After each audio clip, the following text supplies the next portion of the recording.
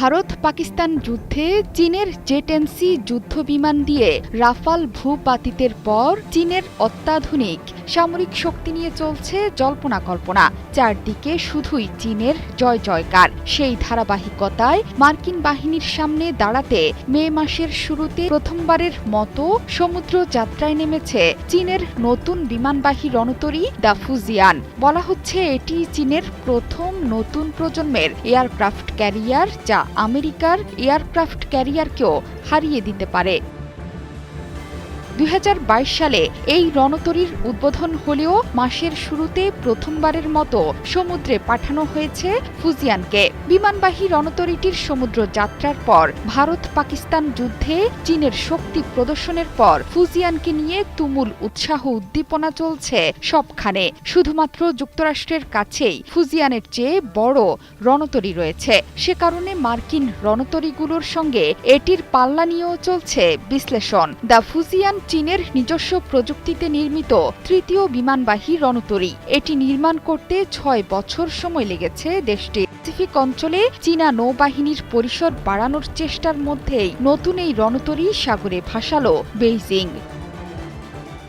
Fujian ছাড়াও আরও 2টি বিমানবাহী রণতরী রয়েছে চীনের, তবে সেগুলোর সক্ষমতা নতুন এই রণতরীর মতো এত বিশাল নয়। ফুজিয়ানের গুরুত্বপূর্ণ ফিচার হল এর তড়িৎ চুম্বকীয় ক্যাটাপাল্ট সিস্টেম, যার মাধ্যমে এই রণতরী থেকে উড়ে যেতে পারবে ভারী ভারী সব যুদ্ধবিমান। পুরনো 2 রণতরীতে ব্যবহৃত হয় স্কি জাম্প প্রক্রিয়া।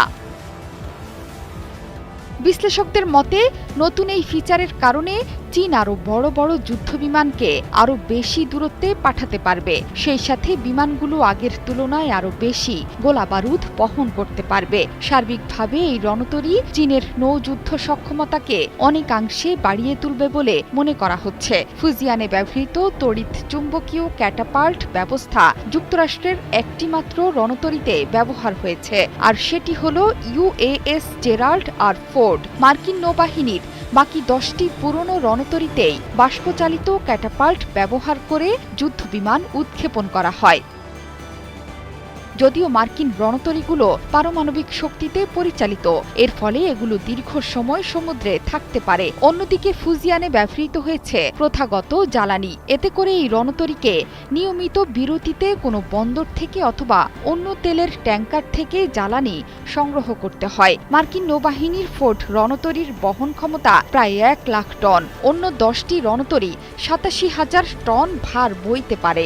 ধারণা করা হচ্ছে চীনের সর্বাধুনিক রণতরী ফুজিয়ান J-15 KJ-6